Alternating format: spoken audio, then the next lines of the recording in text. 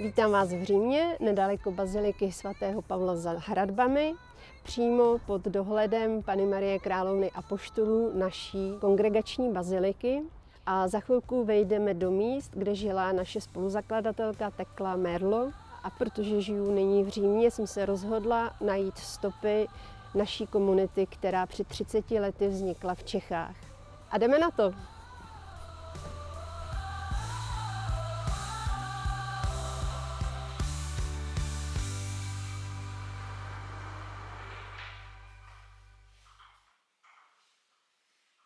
Sedím právě v kanceláři, kde sedávala a přijímala sestry a návštěvy naše spoluzakladatelka a první představená maestra Tekla. A zde tedy přijímala i sestry, které potom vyjížděly na různé misie do celého světa. A já jsem si sem sedla ne proto, abych si hrála na nějakou velkou sestru, ale protože je přede mnou návštěvní kniha, kde vidím jména sester z celého světa. Dokonce jsem tady našla i svoje jméno, když jsem byla aspirantka v roce 2005, že jsem se tady poprvé zastavila a modlila se za své povolání a za tu naši misi v Praze. Protože naše zakladatelka často říkala, mějte srdce plné Boha a dávejte to, čím vaše srdce přetéká. Přinášejte lidem pravdu, přinášejte lidem Boha a buďte neúnavní. O tom svědčí i její dopisy, o tom svědčí celý její život, její deníky. Na to všechno tady v těchto místnostech jsou různé vzpomínky a o tom všem vyprávějí ještě ty sestry, které si ji pamatují. A bílý je zase, když jela do teplých krajin a pod polštářem dávají nějaký úmysly k modlitbě. Tak tady jsem asi něco napsala. Tady jsem asi něco dala. Nepsala jsem do kroniky, ale psala jsem tady. Nebudu to hledat. Skoro v každém našem domě najdete buď mapu, anebo globus. Bylo to takové znamení naší touhy dojít s evangeliem až k té nejposlednější zemi, až k nejposlednějšímu domu a donést lidem poselství dobré zprávy, evangelium. Když tady tak hledím na ten globus, kterého se dotýkala naše zakladatelka, ona ještě nevěděla o tom, že věděla možná, že existuje Praha, ale nevěděla, že tam jednou bude také komunita dcer svatého Pavla. Ale v srdci nosila a učila nás to, že i když nemůžeme v tuhle chvíli realizovat všechny naše sny, tak je máme nosit před svatostánek a už v té touze je předkládat Pánu, že už v tuhle chvíli se začínají plnit, že Bůh už v tom pracuje. La cofondatrice della nostra congregazione, Sor Tekla Merlo, aveva un cuore grande e diceva che voleva avere 1000 vite per dedicare tutte queste vite all'annunzio del Vangelo. Sor Giovanna Maria Carrara, che è stata superiora generale, ha seguito le orme di Maestra Tekla. Anche lei, come ogni figlia di San Paolo, desiderava avere 1000 vite per l'annuncio del Vangelo. Allora il Signore l'ha ispirata di fare un nuovo progetto missionario. Noi figli di San Paolo eravamo presenti già in 30 nazioni e questo progetto missionario prevedeva di aprire altre fondazioni nei 5 continenti. Negli anni seguenti la nostra congregazione ha potuto essere presente in Africa, Zambia, Sudafrica, Angola e Nigeria. In Oriente, Thailandia, Vietnam e Singapore. Nell'America, Paraguay e Repubblica Dominicana. E in Europa, Romania e Repubblica Ceca. Quello che ricordo, e ho dei bei ricordi di quel periodo, è che il clima del progetto missionario ci aveva animato tutte, perché era un momento in cui abbiamo riscoperto l'universalità della congregazione. Io ero studente a Roma di teologia ed ero in una comunità dove era presente anche una sorella, Suor Rosanna Pennasilico, che appunto si preparava a partire missionaria per Praga. E quindi ci raccontava dei suoi viaggi, dei contatti con Monsignor Wölk, di come aveva trovato là la chiesa locale, l'accoglienza, le prospettive apostoliche. E ricordo così con molta simpatia che anche a tavola faceva esercizio con la lingua ceschi, perché magari un giorno aveva imparato come si diceva coltello e forchetta, un giorno piatto, eccetera, e lo ripeteva anche a noi per potersi mettere sempre di più dentro la lingua, la cultura, la sensibilità di questo popolo e potersi preparare così a essere missionaria inculturata dentro questa realtà. Ja sam prišla na posvanje pa na kardinala, gdje su bilo setkanje mladeže na Velerade. A trochu vidjela jako je situace medija tady. A potom po roce naše matka generální založila ty nové komunity a mi pozvala žít tam. Mi ha chiesto la generale se volevo venire. E io ho detto sì. Hai detto subito o hai un po' pregato? Avrò fatto l'uno e l'altro in quel momento. E poi abbiamo un pochino faticato a prenderla lì. Jsem si dozvěděla, že mám přijít do Prahy v roce 1992. Jsem byla ve Barceloně, dostala jsem doporučený dopis na generální dům a mě zeptali, jestli souhlasím založit komunitu ve Praze spolu se sestrou Rosanou a se sestrou Kristinou. Pro mě to byla velká překvapení, proto nepočítala jsem z toho, že jdu působit mimo Španělsko, ale neváhala ani okamžik. Hned jsem řekla, že ano. Samozřejmě jsem nemohla přijít hned, protože jsem potřebovala dokončit tu teologii a ještě jsem byla juniorka a další 4-5 měsíci jsem strávila v Římě. 8. prosince s sestrou Kristinou Zárou dorazili oficiálně do Prahy a na letiště nás vyzvedl sekretář arcibiskupa Miloslava Vulko a nám pozval na oběd do arcibiskupského paláce. Odpoledne potom nás dovezli do komunity sester Bartolomejské ulici, protože my věděli jsme, že tam budeme bydlet a žít.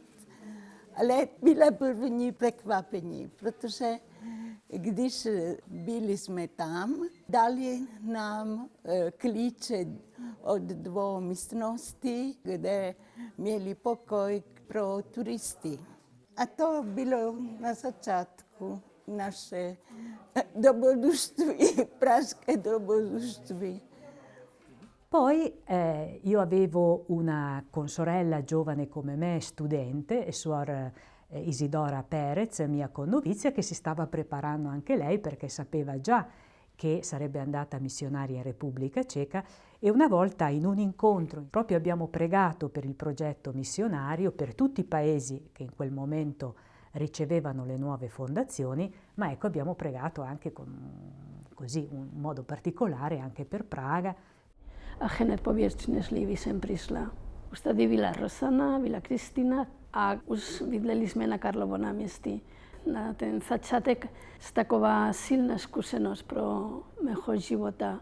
Jsem přišla nadšená na to, že jdu jako misionářka a tu zkušenost komunikace, tu jazyková bariéra, to neumí říct ani dobrý den. Jedna strana byla taková frustrace, ale druhá strana mi hodně pomohlo prochlubit vztah s Ježíšem, jak on také dlouhá léta, 30 let žil skrytu. Ahoj, ahoj. Jako bohoslovec jsem byl představen komunitě sester Paulínek. Lépe řečeno, byla mi přidělena sestra Kristýna, aby se za mě jako bohoslovce modlila. To bylo tak v roce 1996, kdy jsem začínal studovat teologii v Praze a byl jsem v semináři. Tehdy jsem o Paulínkách nevěděl vůbec nic. Sestra Kristýna byla Italka, já jsem italsky neuměl, o Itálii jsem se nezajímal. A tehdy jsem sestry začal víc navštěvovat, napřed vlastně na Karlově náměstí, potom i v těch dalších místech, kde působili. A to jsem už začal víc poznávat tu vaší tvorbu. Vždycky mi ta činnost, ta služba knižní byla velice sympatická. Náš apostolát tady Česká republika také nebylo jednoduché. Na začátek jsme trošku se rozkoukali, kdo už to tady působí ve oblasti média a postupně i podle naše možnosti. My jsme začali velice skromní. Vydat nějaké praní, nějaké malé brožurky.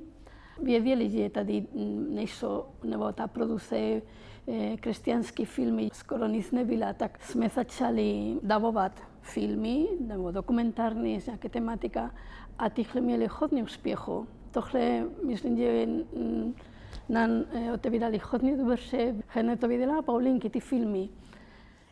La comunità, quando io sono andata la prima volta, era nata da poco, era ancora nella casa vecchia, da dietro. Erano poche sorelle, tutte straniere, quindi non del posto, però avevano già cominciato la redazione. Questo mi ha sorpresa, perché poche e cominciare la redazione non sono del posto. Ad ogni modo avevano già 2 o 3 libri, dovevano fare le copertine, dovevano fare l'interno, mi hanno chiamata, sono rimasta lì. A me appunto mi ha fatto impressione positiva, perché io penso che una delegazione senza la redazione è come una famiglia senza bambini. Non siamo noi siamo lì per la parola, siamo lì per dare è il nostro carisma. E quindi che facciamo se non abbiamo? Poche, ma già si buttano sulla parola, sulla diffusione della parola.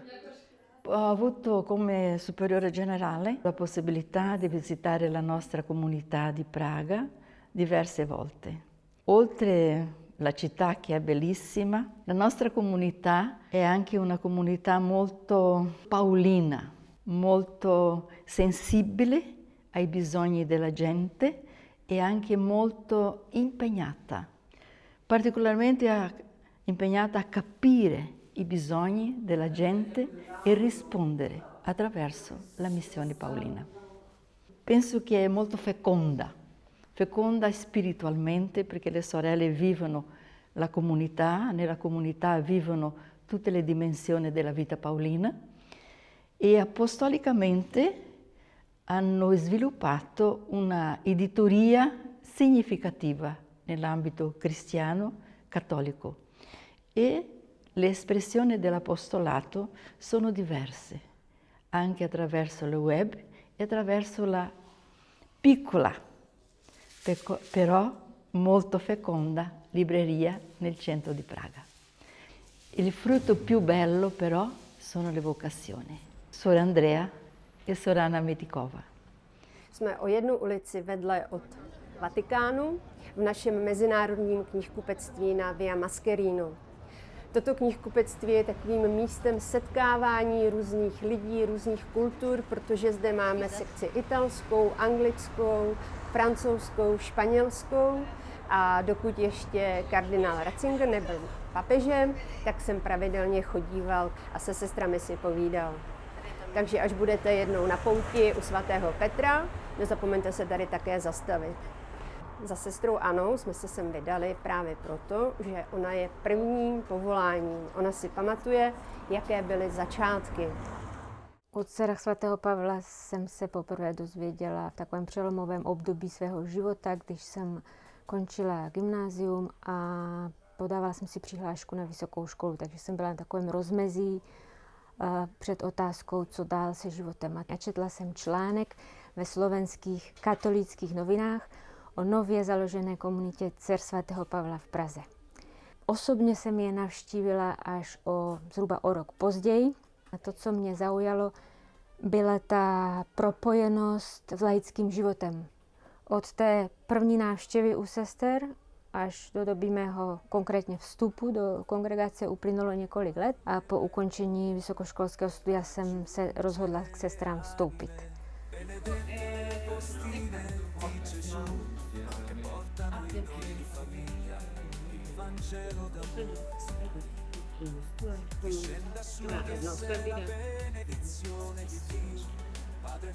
A tohle je? Nakladatelství se rozbíhalo postupně. Vnímám lepší začleněnost sester do života místní církve. I díky tomu, že naše knihkupectví je v prostorách kostela Panny Marie Sněžné, kde je poměrně velký pohyb lidí. Vždycky ve světě, když Paulinky působí, hledají nějaké ty otevřené místa, ty knihkupectví. Mít knihkupectví je to velmi důležité, proto pro nás je to ty otevřené dveře, kde se můžeme potkat s lidmi. Čili tady nebude jen biznis, tady se budou prodávat, nabízet knihy, ale jako součást evangelizace. Takhle jsem pozval před kolika, nevím už. 15. Prosím? 15. Před 15 lety sestry Paulinky, se kterými jsem měl kontakt v Římě, a vím, že je to opravdu světový řád, bych řekl. Otec kardinál Miloslav Vlk navazoval na tu dobu, kdy církev byla utlačovaná a byla odříznutá od spojení se zahraničím. A on měl vlastně snahu v mnoha směrech navázat, nebo spíš obnovit ta spojení, nebo vytvořit nová spojení. A hodně právě taky směřoval do Itálie. A tak zákonitě pozval sestry Paulínky a myslím, že se těšili jeho přízni a on se těšil taky jejich přízni a modlitbě, na kterou spoléhal.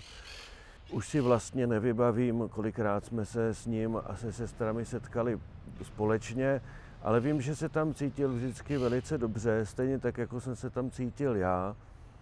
Ta vaše otevřenost, to, že dáváte ochutnat něco z té univerzality církve, která je poslána prostě všude a ke všem.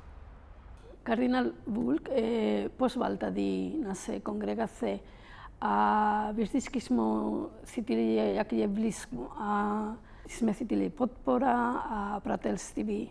On rád chodil mezi námi, že zavolal, můžu přijít na kafe u vás, nebo jsem tady blízko, můžu se zastavit a to pro nás byla takový vždycky radost. Jsme cítili, že nějakým způsobem nás vede. Bratra Regaláta spolu s bratrem Jeronýmem napadlo oslovit sestry Paulínky, jestli by nechtěli mít knihkupectví v centru Prahy, přímo u našeho kostela, a slovo dalo slovo a nakonec Paulínky přišly sem k nám na Jungmannovo náměstí, což myslím byla skvělá volba. Za sebe jsem moc rád, že to takhle funguje, protože například, když zpovídáme nebo máme duchovní rozhovory s lidma, tak narazíme na nějaké téma a rovnou třeba můžeme doporučit nějakou knihu k tomu tématu, kterou si můžou koupit u sester v knihkupectví, nebo když máme noc kostelu nebo nějakou podobnou akci, takovou otevřenou pro lidi, tak i to, že lidi jdou před kostel a můžou si koupit něco, kde se dozví z literatury, něco o křesťanství. A to, že jsou to právě jako sestry a jejich nejbližší spolupracovníci, tak je fajn, že vlastně rozumí té duchovní literatuře a mají vnímavost k člověku, což vlastně i tohle propojení je nějak jejich posláním, a tak vlastně dokážou i poradit anebo se s nima třeba popovídat i o jejich životě, o jiných věcech. Literatury je dneska mnoho, ale jako výběr kvalitních knih, to myslím, že dokáže jenom člověk, který žije s Hospodinem. Chodím sem nejčastěji já osobně pro dětské knížky, protože mám 12letého syna a ty jsou tady ve velkém výběru a krásné. Tady mimo jiné seženete krásný vánoční a velikonoční pohlednice. Tady mají prostě nejkrásnější. Navíc jsou tady krásné předměty, které člověk potřebuje třeba ke křtinám nebo dárky, obrázky, CDčka, DVDčka. To je právě to, že když nevím co, tak zajdu k Paulinkám a něco tady vždycky najdu. Kromě toho si sem lidi chodí pro slovíčka na cestu, což jsou ty zamotané lístečky, na kterých je nějaké slovo z Bible a tak. Člověk si vybere na den slovíčko a má hezký den. Se sestrama se jako bratři známe už dlouhou dobu, desetiletí. Myslím si, že sestry jsou jedna z mála komunit, které jsou čistě mezinárodní. Tohle je velké svědectví přijít ze své země do cizí země, žít se sestrama z jiných národů, mluvit cizím jazykem, vlastně si zvykat na všechno jiné. Tak to je, myslím, velká výzva i pro nás, kteří někdy bojujeme s tím přijmout lidi z jiných národů. Patří mezi řády, které se dokázaly inkulturovat a dokázaly se stát z Čechy Češkami. Pavlinky jsou moderní, prostě mají tah na branku, neuzavírají se světu, jsou to normální, fajn holky. Naše komunita byli jsme italský, španělský, přidala se jedna sestra z Argentina, potom přišla sestra Molly z India a Judith z Mexika. A tam tohle nám také pomohlo rozvít jiné stránky naše povolání. Být otevřeno potřebách ty další lidi, její kultura, její mentalita. A to také nám připravilo potom, když postupně se přidala sestra Anna Matíková, potom Andrea. A myslím, na tohle jsme byli jedineční v České republice i ve církvi. Momentálně sestra Anna a sestra Andrea jsou v Římě, proto Anna dokončí i doktorát na Biblikum a sestra Andrea má rok, kde studuje, my řekněme, kurz charisma, paulínské charisma. To je rok, kde může prochlubit i základy naše. Jdu a udělám čau. Můj římský pobyt se blíží k závěru a stejně tak se blíží k závěru i moje pátrání po stopách českých Paulínek. Tedy Paulínek, které se z Itálie vydaly do Čech a které založily naši českou komunitu. A proč jsme na Appia Antica? To je místo, kudy přišel apoštol Pavel do Říma. Proč Pavel a proč dcery svatého Pavla? Pavel byl člověk, který nepotkal historického Ježíše, navzdory tomu mu setkání s živým, vzkříšeným Kristem zásadně proměnilo život. A jako dcery svatého Pavla chceme jít podobnou cestou. Taky chceme dovolit Kristu, vzkříšenému Kristu, aby zásadně proměňoval náš život. A tak jako Pavel uměl toto poselství evangelia sdělovat dál těmi prostředky, které byly dostupné v jeho době, tak i my chceme toto poselství šířit dál. Být dcerou svatého Pavla pro mě znamená žít v tom prostoru komunikace jako osoba, která patří Kristu. Komunikace, svět digitálních médií je pro nás všechny stále více prostorem, do kterého nejenom chodíme pro informace, nebo do kterého se nejenom chodíme bavit nebo sdělovat něco, ale je to stále víc a víc prostor, ve kterém žijeme. A já chci v tomto prostoru žít s Kristem a chci třeba i napomáhat tomu, aby v tomto prostoru krom spousty lidských slov zaznívalo i slovo Boží. Už nežiji já, ale žije ve mně Kristus. To nejsou slova jen svatého Pavla, ale je to i cíl každé dcery svatého Pavla. To všechno, co ve svém životě, v našem povolání konáme a co můžete vidět, když nás blíže poznáte nebo zajdete do našeho knihkupectví, tak to všechno je až plodem onoho života, který se odehrává v našem spojení, v naší modlitbě s Ježíšem Kristem. Naše spiritualita se jmenuje paulínská, protože vychází právě z onoho, je to Ježíš Kristus, který ve mně toto všechno působí, který mě inspiruje, který mě vede, který mě formuje, motivuje, různě doprovází, který ve mně chce, který ve mně miluje, který se ve mně rozhoduje. Je to cesta. Není to, že složením slibů jsem se už takovou stala, ale každým dnem prosím i na přímluvu apoštola Pavla, aby to byl Ježíš Kristus, který ve mně opravdu žije a já nesla evangelium různými způsoby všem lidem, které potkávám. A tak se často chodívám, když jsem v Římě, modlit právě k hrobu svatého Pavla, vyprošovat si tu jeho apoštolskou horlivost a otevřenost Božímu působení. A často také děkuju za všechny ty, které už jsem potkala, kteří nám v Praze pomáhají v našem apoštolátu.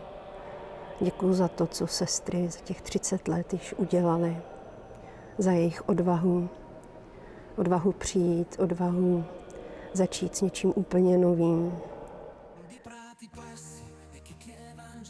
Pán Ježíš, ten posílal svoje učedníky tam, kam chtěl přijít sám.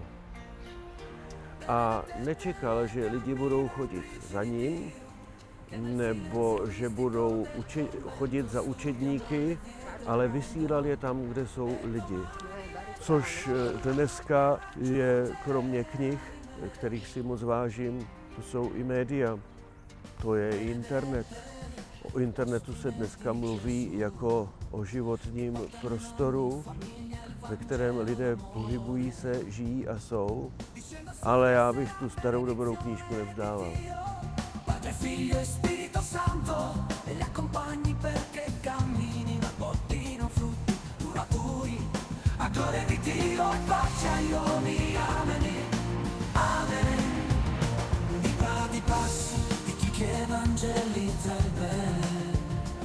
Evangelizza la pace. Benedette le camminatrici di Dio, che nel silenzio mistico del convento studiano le vie del mondo. E domani le percorrono per raggiungere anime. Benedette le postine di Gesù, che portano in ogni famiglia il Vangelo d'amore. Discenda su di esse la benedizione di Dio, Padre, Figlio e Spirito Santo, e li accompagni perché camminino e portino frutti duraturi.